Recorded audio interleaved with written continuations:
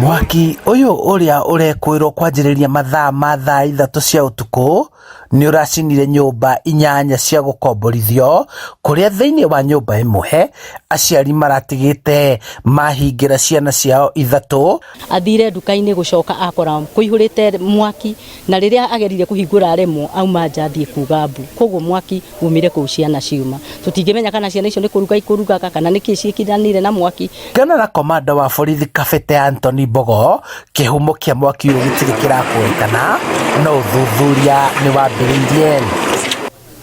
Kwa hivyo tuchunge vile tunatumia gas kwa nyumba, vile tunatumia stima, na hata tujali tukiona moto umetokea tuweze kushout, tupige makelele ndio wale watu wako karibu waweze kutusaidia kabla ya gari za kuzima moto asijafika.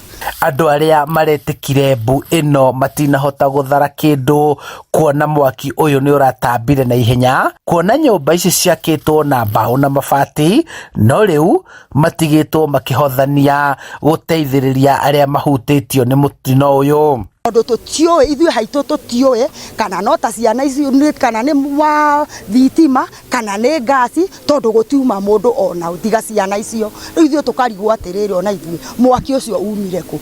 MCA wa wodi ya Gitaru Jane Thogori ni oritie aciari kugia na uigĩrĩrĩki riria maracaria uboco na kugia na mubango wa kuriana uria megutigira ciana ciao niguo gwithema na kuhofanirio ni mutino.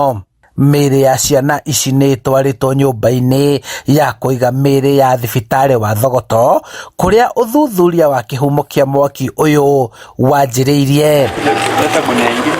Handũ-inĩ ha Inooro TV kuma Gĩtarũ Kabete kaunti-inĩ ya Kiambu, njĩtagwo Charles Gĩkunga wa Kariuki.